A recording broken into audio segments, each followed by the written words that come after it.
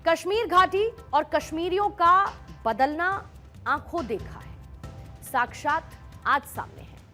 क्या किसी ने सपने में कभी सोचा कि पुराने श्रीनगर, डाउनटाउन श्रीनगर में आतंकी घटना के विरोध में लोग दुकानें बंद रखेंगे? पर वैसा हुआ। कश्मीर में बंद नजर आया, लाल चौक में बंद और प्रदर्शन हुआ।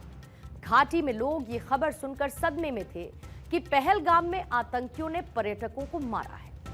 खुद पहलगाम में अगले दिन मुख्य सड़क पर लोगों ने इस घटना के खिलाफ, इस आतंकी हमले के खिलाफ बड़ी संख्या में प्रदर्शन किया। कोई आश्चर्य नहीं जो कश्मीरियों की इस प्रतिक्रिया से वो संगठन भी घबरा गया जिसने हमले के फौरन बाद इसकी जिम्मेदारी ली थी। घाटी से भागकर आए पर्यटकों ने ये लाइव बताया कि हमले के बाद कश्मीरियों, मुसलमानों ने उनकी हर संभव मदद की, इंसानियत दिखाई, बेरुखी, नफरत की बजाय दुख, पीड़ा और हमदर्दी की संवेदना में माना कि बहुत बुरा हुआ। ऐसे ही श्रीनगर के अखबारों, मीडिया में घटना की निंदा की गई है। क्या यह धंधा चौपट होने के स्वार्थ में था या फिर प्रशासन सरकार के दबाव में था? ऐसा यदि कुछ माने तो पुराने श्रीनगर में दुकानों का शटडाउन होना, जामा मस्जिद में जुमे की नमाज में मीरवाइज का 1 मिनट का मौन रखवाना और आतंकी हमले की भर्त्सना के क्या अर्थ है? मेरे लिए, शेष भारत के लिए यह सब अविश्वसनीय सा है। घाटी और कश्मीरियों का बड़ा सत्य ये अनुभव है जो उन्होंने अनुच्छेद 370 के हटने के बाद फील किया है। उन्होंने कुछ नया अनुभव किया जो उन्हें सकारात्मक लगा है। लोगों की मनोदशा में नई पीढ़ी, लड़के लड़कियों, महिलाओं और उस पीढ़ी ने यह महसूस किया कि कुछ भी हो, अमन में ही सुकून की जिंदगी। अमन है तो जिंदगी न केवल सामान्य और सहज होती है बल्कि कमाई चौतरफा बढ़ती है, आबो हवा बदलती है, शहर बदलता है, श्रीनगर स्मार्ट सिटी होता है। घाटी की पैदावार की बिक्री से लेकर शिक्षा, परिवहन, सब में बढ़ोतरी मुमकिन है। पर्यटकों का सैलाब आ सकता है, रोजगार और कमाई के अवसर भी बढ़ सकते हैं। मेरा मानना है कि 1987 के धांधली वाले विधानसभा चुनावों में घाटी में हालात खराब होने की शुरुआत से बनी हुई कश्मीर की इमेज में नया मोड़ लाने वाली तारीख 5 अगस्त 2019 में अनुच्छेद 370 का हटना था।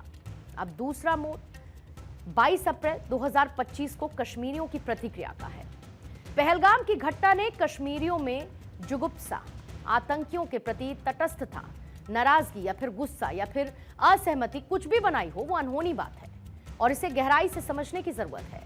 और उसी अनुसार सरकार और प्रशासन को घाटी में लोगों को संभालना, हैंडल करना चाहिए। बेसिक बात यह है कि अगस्त 2019 के बाद घाटी में वो हुआ जो घाटी के लोगों ने पर्यटकों को नए नए इलाकों में घुमाने का सिलसिला बनवाया। एक जानकार के अनुसार पर्यटकों के सैलाब से पहलगाम इलाके में 400 नई प्रॉपर्टीज का निर्माण हो रहा है। भीड़ के कारण ही टूरिस्ट ऑपरेटर्स या फिर होटल वालों ने पहलगाम के अगल बगल की छोटी घाटियों में पर्यटकों को घुमाना शुरू किया।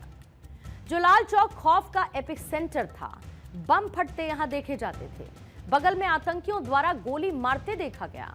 आंखों देखी यादों में 2019 से पहले का लाल चौक है और घाटी है तो उसके बाद जो देखा, जो शूट आउट किया, वो मेरे लिए भी अकल्पनीय था और है भी। और इसीलिए तस्वीरें अब नया कश्मीर बताते हुए हैं तो वो मेरे लिए, सबके लिए री इमेजिनिंग ही है। अपने आप विश्वास होता है कि घाटी कल्पना से अधिक नया हुआ है, सो उसे नजर लगनी ही थी। तभी आतंकियों ने पहली बार पर्यटकों को मारा। आतंकी घटना के बाद लाल चौक, श्रीनगर, घाटी में लोगों के लाइव चेहरों पर यह एहसास होता दिखा कि वो पहलगाम की घटना से सदमे में हैं, हताश और निराश हैं। पर्यटन, जनजीवन, हैंडीक्राफ्ट, खेती, विकास और लोगों की बेफिक्री को नए कश्मीर की मौज मस्ती में जैसा जो शूट किया, उसका साक्ष्य ये जरूरत और डर पैदा करता हुआ है कि कहीं वो दिन फिर न लौट आए। और जब श्रीनगर, लाल चौक और घाटी की तस्वीरें भूथा थीं, सभी जी रहे थे खौफ की जिंदगी और वीराना वो दोबारा से लौट ना आए।